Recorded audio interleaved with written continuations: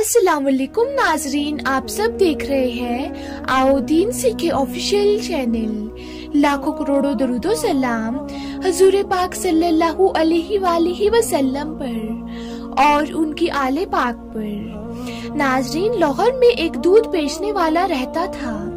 उस नौजवान के दिल में हज करने की बहुत तलब थी। जब लोग हज कर कर वापिस आते थे तो वो उनसे बहुत प्यार और शौक से मिलता था, उनके हाथ चूमता था।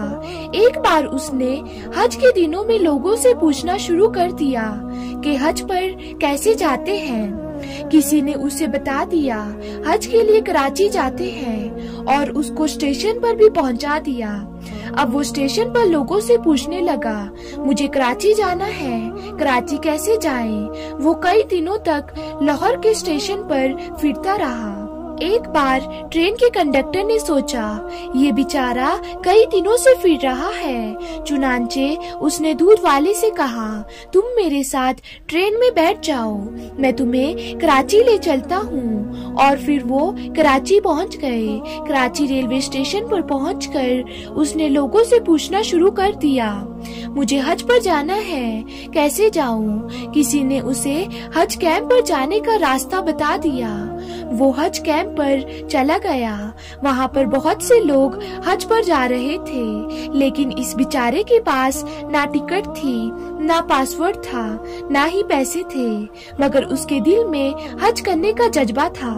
एक दिन उसके दिल में ये ख्याल आया कि जो हाजियों का सामान जहाज में ले जाने वाले कुली हैं, उन्हें जहाज के अंदर जाने की इजाजत है। चुनांचे उसने एक कुली से दोस्ती कर ली और कुली की वर्दी पहनकर हाजियों का सामान जहाज में रखने लगा।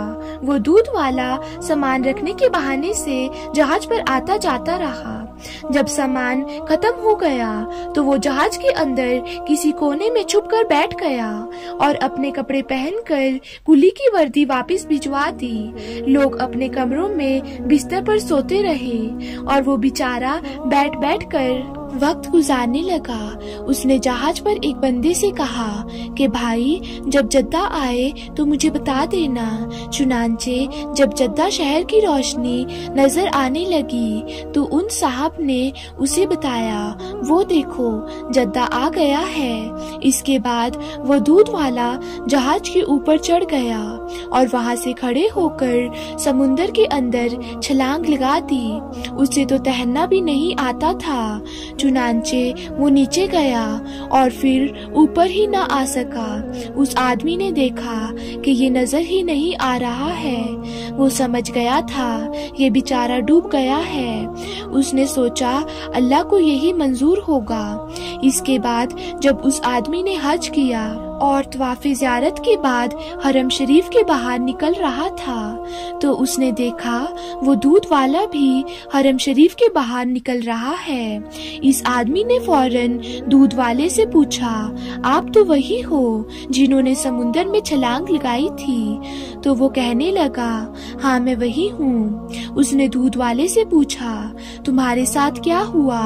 दूध वाले ने कहा, मेरे साथ क्या हुआ ये मैं तुम्हें आगे जाकर बताऊंगा। चुनांचे वो आदमी उसके साथ चल दिया। जब बाहर निकला तो बाहर एक नई कार खड़ी है, ड्राइवर इंतजार कर रहा है। दूध वाला कार के अंदर बैठा और साथ उस आदमी को भी बिठा लिया और एक मकान की तरफ ले गया। मकान में जाकर उसे एक जगह पर बिठा दिया और कहा, मेहमान के लिए खाने पीने के लिए कोई चीज लेकर आओ। चुनांचे एक खादिम कुछ फल लेकर आया।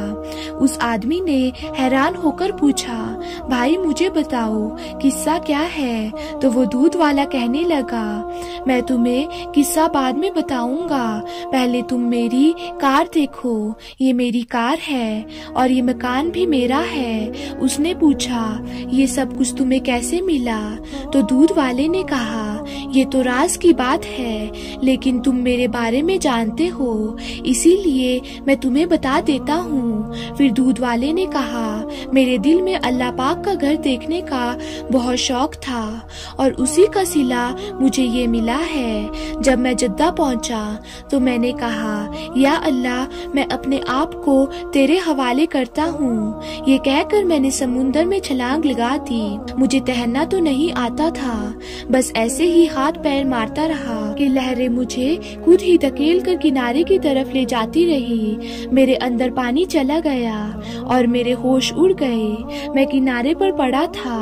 जब मुझे होश आया तो सुबह तहज्जुद का वक्त था।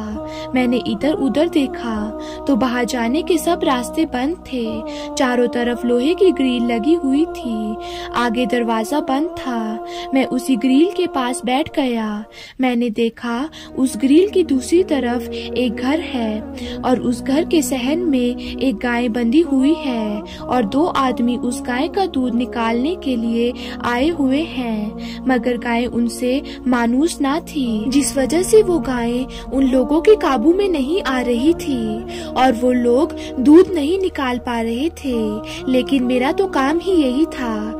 जब मैंने ये मंजर देखा तो मैंने आवाज देकर उन्हें अपनी तरफ मतवज्जो किया और इशारे से कहा, इसका दूध मैं निकाल देता हूँ। वो लोग अरबी बोलते थे और समझते थे, इसीलिए मैंने इशारे से ही बता दिया कि मैं इस गाय का दूध निकाल सकता हूँ।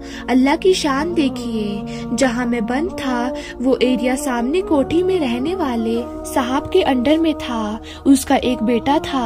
डॉक्टर ने उसे हिदायत दी थी कि अपने बेटे को गाय का दूध पिलाया करो। उसने स्पेशल अपने बेटे के लिए ही वो गाय रखी हुई थी। गाय के अंदर दूध तो होता था मगर वो निकालने नहीं देती थी, जिसकी वजह से वो सेठ और उसकी बीवी को बड़ी परेशानी होती थी। अब जब मैंने उसे कहा कि मैं गाय का दूध निकाल देता हूँ तो उन्होंने सेठ से कहा कि अंदर मुसाफिरों में से एक आदमी कहता है मैं तुम्हें गाय का दूध निकाल कर देता हूँ। सेठ ने कहा, ये चाबी ले जाओ और जाकर उसे ले आओ। वो गेट का ताला खोलकर मेरे पास आए और जब मैंने गाय पर प्यार से हाथ फेरा और उससे अपने अंदाज से बात की तो गाय मान गई और मैंने नीचे बैठकर उन्हें 8 से 10 लीटर दूध निकाल कर दे दिया। सेठ की बीवी ने देखा तो बहुत खुश हुई और कहने लगी, आज मेरा बेटा सारे दिन दूध पिएगा। और फिर कहने लगी, इस दूध वाले को जाने नहीं देना। जब सेठ से मुलाकात हुई तो उसने पूछा, आप कौन हो और कहां से आए हो? मैंने कहा, मैं पाकिस्तान से हज करने के लिए आया हूँ। कहने लगा, हम तुम्हें वापस नहीं जाने देंगे, तुम अच्छा दूध निकालते हो। मैंने कहा, दूध तो निकाल दिया करूँगा लेकिन मुझे हज करना है। तो वो कहने लगा, फिक्र मत करो, तुम्हें हज भी करवा देंगे। दूसरे दिन उसकी बीवी ने अपने वालिद को फोन किया और सारी बात बता दी। उसके वालिद के पास 200 गाय भैंसों का बाड़ा बनाया हुआ था। चुनांचे जब उसने ये बात सुनी तो बहुत खुश हुआ और कहने लगा, हमें तो खुद भी ऐसे ही बंदों की जरूरत है। बाद में उन्होंने सेठ को फोन किया और कहा, इसे मेरे पास भेज दो। चुनांचे सेठ ने मुझे अपनी गाड़ी में बिठाया और अपने ससुर साहब के घर पर पहुंचा दिया। उसके ससुर ने मुझसे कहा, मैं तुम्हें यहाँ पर रखता हूँ, तुम्हारे जिम्मे ये काम है, तुम सुबह शाम मेरी गाय भैंसों का दूध निकाल दिया करो। जब दूध निकालने का वक्त करीब आया तो मैंने 20 से 25 गाय का दूध मिनटों के अंदर निकाल दिया। वो बड़ा हैरान हो गया और सोचने लगा, इतना दूध भी निकल सकता है, आज तक उसका इतना दूध नहीं निकला था। वो मुझसे कहने लगा, तुम यहीं पर रह जाओ, हम तुम्हें हज भी करवा देंगे। मैंने उससे कहा, मुझे अपने घर वापस जाना है। वो कहने लगे, नहीं, तुम्हें यहीं पर रहना है। मैंने कहा, मेरे बीवी बच्चे तो वहाँ हैं। उसने कहा, फिक्र मत करो, मैंने एक नया घर बनाया है, ये घर मैं तुम्हें देता हूँ और ये मेरी गाड़ी भी मैं तुम्हें तोहफे के तौर पर देता हूँ। अब तुम अपने बीवी बच्चों का नाम और एड्रेस बता दो, मैं पैगाम भेज देता हूँ और आने वाले जहाज में तुम्हारे बीवी बच्चे भी यहाँ पहुँच जाएंगे। और उनके साथ भी एक और हज कर लेना, बल्कि हर साल हज करते रहना। अब 1 हफ्ते के बाद मेरे बीवी बच्चे भी मेरे पास पहुँच गए, मैंने हज भी कर लिया। ये अल्लाह पाक के घर को देखने की बरकत है। अल्लाह ताला ने मुझे दुनिया की नेमतें भी अता कर दी। अब मैं यहीं रहूंगा, हर साल बैतुल्लाह शरीफ का हज करूंगा। सुभान अल्लाह।